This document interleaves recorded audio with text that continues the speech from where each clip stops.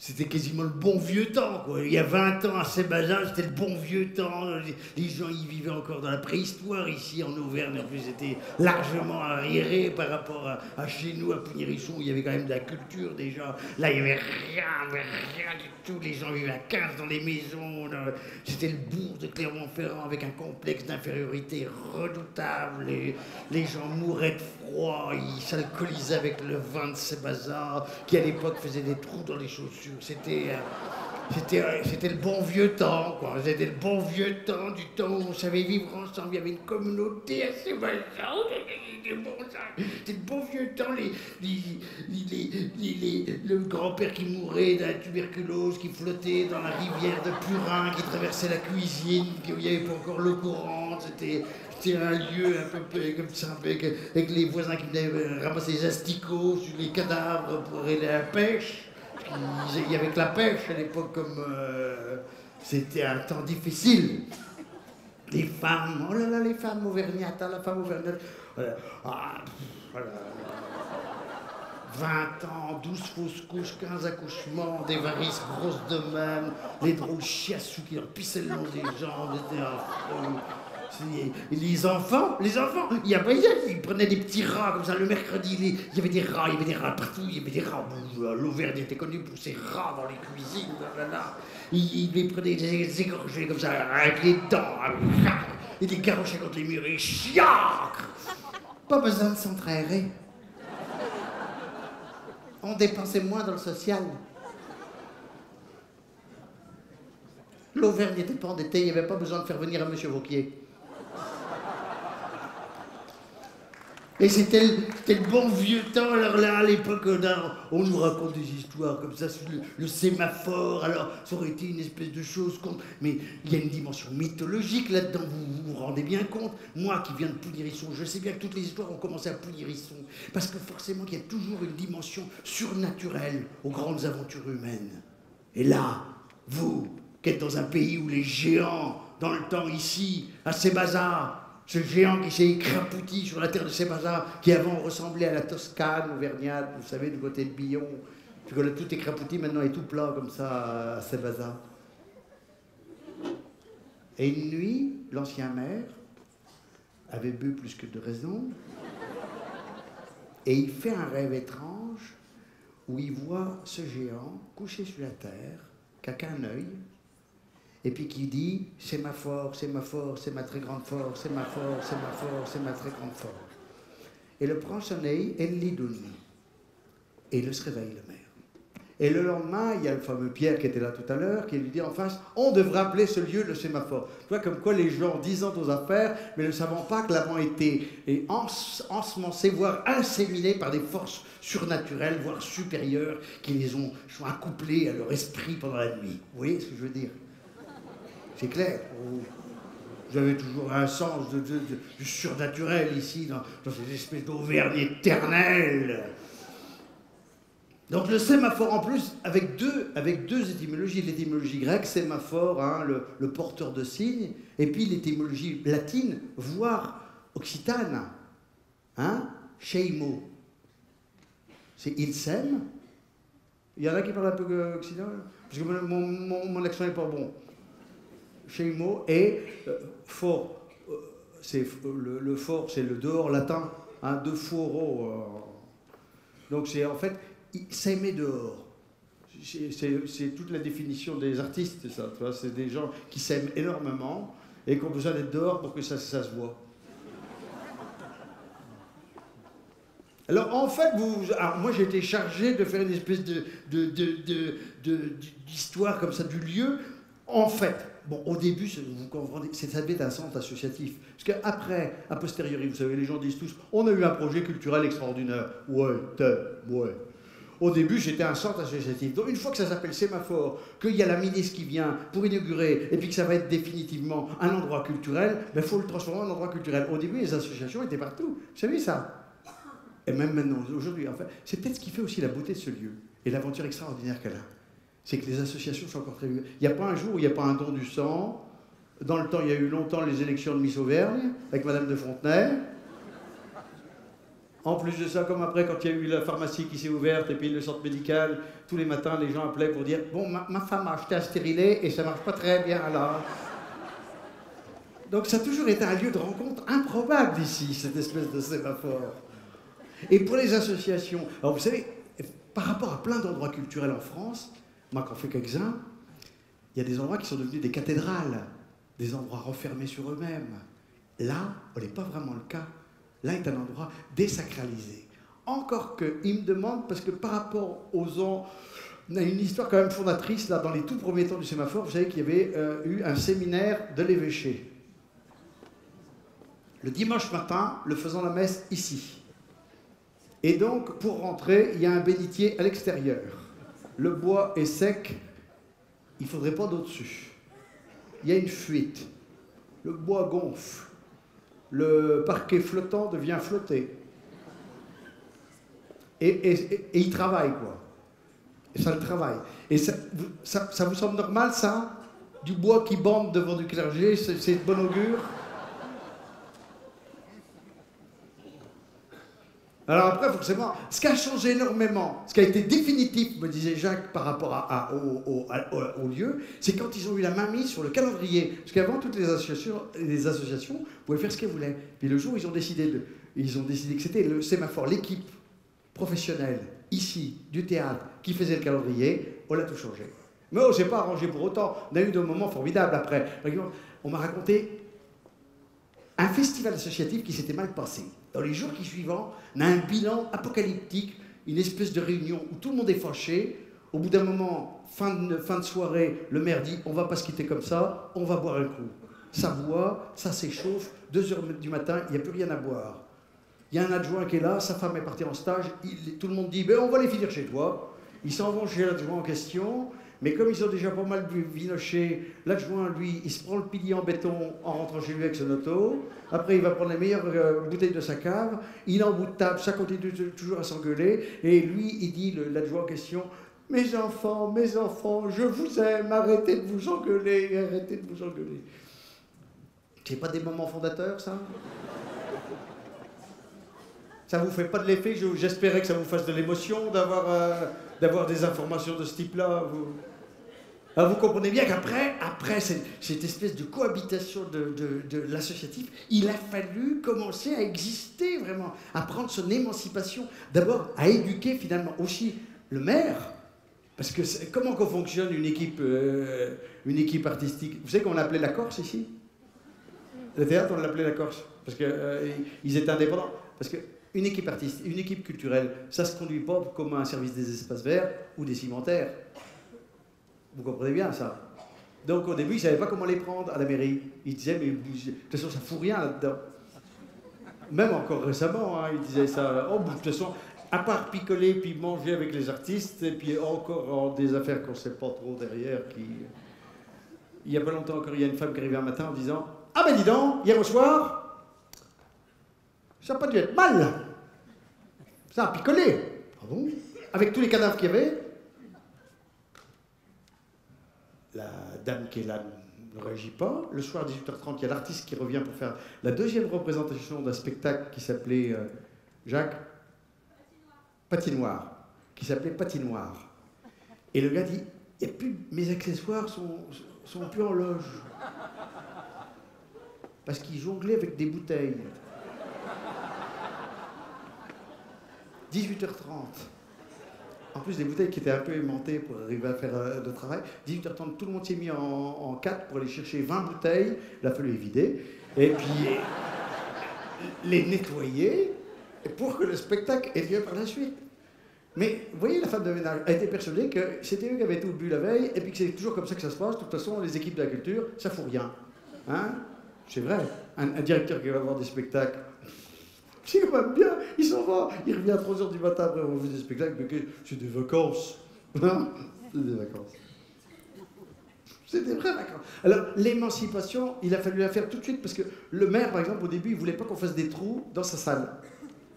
C'est vrai, il ne voulait pas que les murs, on fasse de trous. Alors, un jour, un spectacle, Maître et Marguerite, vous voyez? Maître et Marguerite, quand même. Une histoire de diable, en plus. Donc, il y avait Marguerite qui volait normalement dans la salle. Mais comme il n'y avait pas de trou dans les murs, qu'on ne pouvait pas faire de trou, on ne pouvait pas accrocher, donc elle ne pouvait pas voler. Parce que pour faire voler des gens au spectacle, c'est quand même de la tromperie, ça vous le savez bien. Ils ne volent pas naturellement, vous savez ça. Ou est-ce que ça, vous avez encore la... Non, je ne sais pas comment ça se passe depuis 20 ans au niveau de l'Auvergne. Donc le maire est obligé, se déplace, au début il ne veut pas qu'on fasse de trou. Un peu comme un gars qui loue son appartement et puis qui n'a pas envie qu'on mette de cadre au mur. Alors il finit par lâcher, et à partir de ce moment-là, la programmation va pouvoir se lâcher aussi. Parce qu'ils vont pouvoir commencer à faire du cirque, à pouvoir faire des trous dans les murs. Quand tu peux faire des trous dans les murs, je te dis, la vie commence, quoi. Après, par rapport au restant de la municipalité, il a fallu vraiment faire son trou, parce que ça n'a jamais été acquis complètement. Il y avait quand même les services techniques qui venaient, par exemple, il y avait un spectacle jeune public, le gars du service technique rentrait dans le noir, il disait, putain mais c'est con, ils vont quand même m'éclairer, ils vont quand même allumer la lumière. Et puis ils ressortaient sans s'apercevoir qu'il y avait un spectacle dans la salle. Encore récemment, ils viennent, puis ils font des trous dans les murs à côté sans s'occuper. Parce que vous savez, ils ont des plannings. Les gars qui ont des plannings, eh ben, c'est des gars qui travaillent à l'heure. Bon, ben, qu'est-ce que tu veux? Alors, les lieux du divertissement, c'est des lieux qui sont un peu improbables. Vous savez, le divertissement, c'est un joli mot. C'est un mot qui veut dire divertir, changer de voix. Divertir, dans son premier sens, dans le sens le plus beau, c'est juste de donner envie aux gens de faire un pas de côté, un écart sur leur route habituelle, sur leur route de routine, pour regarder d'un autre côté, avec un autre œil, les affaires qu'on croit connaître depuis toujours. Alors, forcément, même dans une mairie, il faudrait arriver à divertir les habitudes des employés municipaux pour leur donner une espèce de vision comme ça. Bon, ce que je veux dire, au bout de 20 ans, ils ont quand même réussi leur émancipation, ils ont réussi à vraiment faire de cet endroit-là, du sémaphore, un endroit qui rayonne partout. Formidable. Hein? C'est beau, non? L'œil du géant commence à irradier l'Auvergne tout entière, et nous, on y vient avec un bonheur absolu. Parce qu'ici, en plus, c'est un des rares théâtres où, à la fin d'un spectacle, on se retrouve à manger avec toute l'équipe, ou quasiment. Ici, les gens ne peuvent pas faire de mine. Les coquets du spectacle, il y en a un paquet, vous savez, ces gens qui croient que pour exister vraiment, pour être des grands artistes, il faut avoir des caprices absolus. Là, on se dégonfle tout de suite. Qu'est-ce que tu veux faire là, quand tu as une équipe qui les accueille comme ça, là, dans le bout? Allez, viens avec nous, allez, Louise Cazal va faire la vaisselle. Bon, alors, il y a quelques-uns après qui font des mines, vous savez. Puis alors, il faut que je vous dise un petit peu des médisances, parce que vous savez que la médisance est à la base de l'humanité. Hein, quand on lit un peu certains auteurs récents qui parlent de ce qui a fait notre cerveau, c'est sans doute la médisance, hein, d'espèces de... Et des choses qui font que ça nous dynamise le cerveau. Donc je vous encourage, qui ne démédie pas ne peut pas connaître la félicité. Vous voyez? Et donc, il y a eu quelques artistes ici qui ont laissé des souvenirs drôlement bien, puis il y en a quelques-uns qui ont été un peu pourris, quoi, c'est normal. Quoi, enfin, pas pourris, non, mais d'ailleurs, c'est une petite chose de rien du tout. Il y a eu des souvenirs très beaux en même temps. Mais tu vois, Portal qui voulait pas, il voulait annuler le spectacle parce que la voiture était une voiture d'occasion qui venait la chercher. C'était une mauvaise voiture. Pigalle qui voulait une voiture pour faire les 10 mètres qui les séparaient de leur chapiteau. Juliette qui voulait pas boire le vin d'ici parce que le vin de Sébaza, elle avait entendu dire que c'était pas bon, donc on lui a acheté une bouteille qu'elle buvait toute seule. Ah, puis après, il y a eu les accidents de parcours. Les gars qui ne mangeaient pas d'habitude avant son spectacle, puis là, il s'est mis à manger des lentilles. Puis au milieu du spectacle, il a commencé à avoir des burps. Puis là, il a interrompu la chanson, puis il a dit, il faut que je sorte. Alors vous savez, dans ces cas-là, tout le monde croit que c'est de la mise en scène. Hein. Tu vois, et quand tu arrivé à un accident comme ça, hein. Un jour, j'ai un projecteur qui m'est tombé derrière, là, comme ça, qui a explosé. J'ai dit, oh, c'était bien l'effet spécial, là. Hein. Et donc, lui, il est sorti de scène, il est allé vomir tout dans le cabinet, puis il est revenu au bout de 10 minutes, il sentait la menthe. Alors, il y a d'autres fois des choses formidables aussi. Un soir, Jacques revient du Québec. Il y a un spectacle. Fin du spectacle, ils s'en vont manger à Clermont-Ferrand. Mais Clermont-Ferrand, c'est plus ce que c'était. Au niveau des restaurants, des soirs, tu ne peux pas compter dessus. C'est quand même une ville endormie, il ne faut pas exagérer non plus, quoi. Hein. Et donc, ils n'arrivent pas à trouver le restaurant où ils devaient aller, eh bien, c'est fermé. Donc, il appelle vite sa femme, 3h du matin. Sors le gigot, fais le cuire, on arrive. Donc ils ont mangé le gigot, enfin c'était à 2 h du matin, donc ils ont mangé le gigot à 3 h, parce qu'il fallait 1 h 35 de cuisson. Donc ils l'ont mangé, vous voyez, chez le coup de 3 h 30. Et maintenant, depuis qu'ils ont, dans leur couple, c'est pour ça que ça va aussi bien dans le couple, parce que régulièrement, ils ont le rituel du gigot de 3 h 30 du matin. Et ils ont un code comme ça. Chérie, tu reviens du Québec? J'achète le gigot. Ça, c'est comme ça, nous, dans nos vies de couple, avec ce quotidien, là aussi, il faudrait arriver à nous divertir de notre quotidien, de notre routine, en faisant des petits rituels qui nous permettraient sans doute de renouveler, de réinventer nos vies, de se faire de la représentation de nous-mêmes à l'intérieur de nos couples, qui parfois s'en vont en lambeaux alors qu'on mériterait beaucoup mieux. Alors après, il y a d'autres choses formidables. Là, je promets des lunettes pour ça, parce qu'il y avait l'époque où il y avait les caroulés qui arrivaient, les nomades, les gitans, les gars des Footsbarn, je crois qu'ils sont là ce soir. Ah ouais. Et ils arrivaient avec les roulottes, puis que les gens disaient « Non, déjà, les gitans qui arrivent, planquez vos poules !» Et à la fin du spectacle, match de foot dans la salle, jusqu'au petit matin, énorme match de foot ici. Ils avaient passé la nuit à jouer au foot à l'intérieur. Alors forcément, vous pouvez vous dire « Alors les équipes, c'est comme ça qu'ils travaillent ?» Oui, c'est comme ça qu'ils travaillent. C'est comme ça. C'est à la fois ce mélange de sérieux, c'est à la fois ce mélange de la journée où tu fabriques, tu es obligé de préparer. Nous, c'est comme la métive. Quand tu joues sur le plateau, pour nous, pour vous, mais pour l'équipe qui accueille, c'est comme les métives, les moissons. C'est la récolte. Donc tu fais la fête quand c'est la métive. Forcément que, heureusement qu'ils aiment ça. Parce qu'en plus, il y a un haut niveau social. Je voudrais vous faire une espèce de bilan social de l'équipe du sémaphore. Et là, c'est pas Jojo.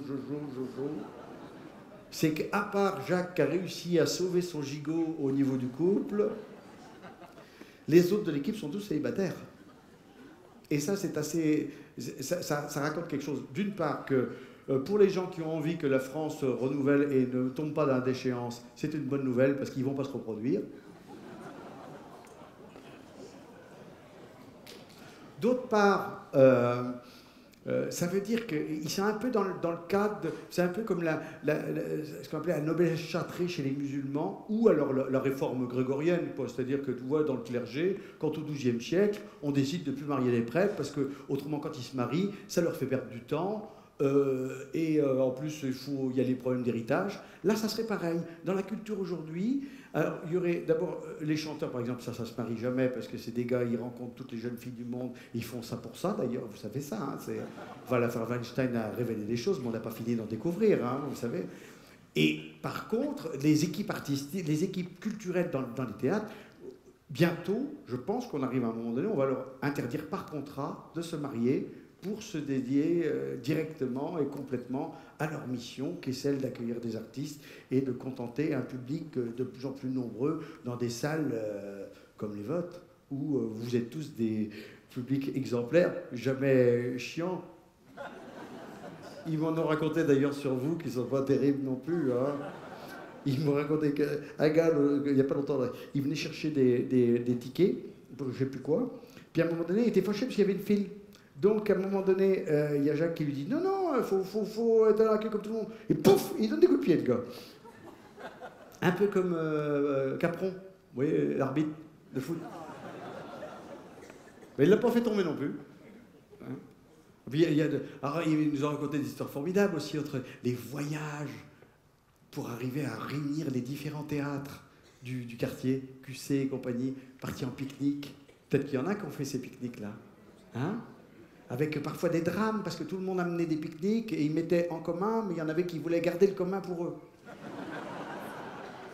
Donc ils disaient « Oui, mais moi j'ai pas mon dessert, alors ça va pas comme ça. » Et comme me disait l'équipe de ces bazars, les autres, dans les autres théâtres, c'était vraiment pas terrible, ils étaient pas partageurs. Nous, ils étaient beaucoup plus partageurs. Alors, je me dis, c'est peut-être aussi ça, le résultat d'un travail d'une vingtaine d'années avec vous. C'est que... parce qu'au début, il disait que quand il faisait les réunions avec vous, la présentation de saison, d'abord au début, Jacques me disait, il y avait le maire, lui et 3 personnes en face. Il y en a plus aujourd'hui. Et puis au début, quand il faisait les réunions, pour savoir ce que les gens avaient pensé des spectacles, il disait, mais pourquoi que les gradins ils craquent, pourquoi qu'il n'y a pas assez de place dans le parking, pas assez de place de parking. Ou alors, pourquoi qu'il y ait du fumigène, ça fait mal aux yeux? Vous êtes chiant aussi, hein? Parce que vous pourriez dire de nous, ouais, mais ça c'est pas bon comme spectacle, ça c'est ça. Et nous, pourquoi est-ce qu'on pourrait pas dire aussi que vous êtes des publics, parfois vraiment des publics, mais nazes? Alors là, on peut pas savoir. Là, vous êtes en train de vous demander, oui, mais pourquoi il est là en train de nous dire des choses là? C'est juste, quand même, juste pour vous dire ça. C'est que c'est une aventure assez extraordinaire qui se fait là depuis 20 ans, ici, dans une périphérie d'un pays assez arriéré. Non, mais moi, je viens du Poitou-Charentes, vous savez, où on a une comptabilité exemplaire depuis des années. Et donc, vous savez, c'est toujours bien quand on vient d'ailleurs, comme ça, pour donner des leçons, un peu, de vous dire, dans 20 ans, on fera le bilan, hein, on verra où c'est que vous en êtes, mais en tout cas, jusqu'ici, c'est pas si mal. Et puis, juste vous dire, je voulais vous dire un truc sur cette équipe-là, qui était ici, qui est une équipe assez formidable. Vous dire que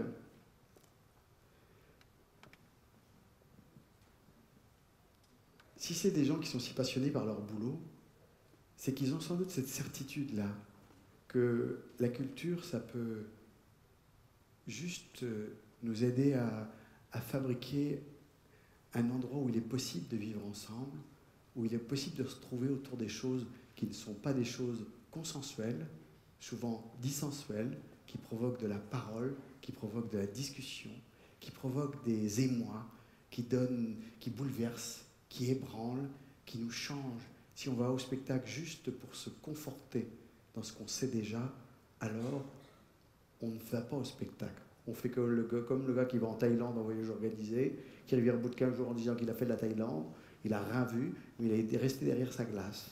On est bien, mais on ne change rien. Puis Chola qui baille là-bas, vous croyez qu'il ne vous voit pas, vous? Parce que moi, je suis un être vivant sur un plateau, avec ses fragilités, ses parfois tranquillités, le plus souvent ses doutes, puis de temps en temps le bonheur d'être avec vous.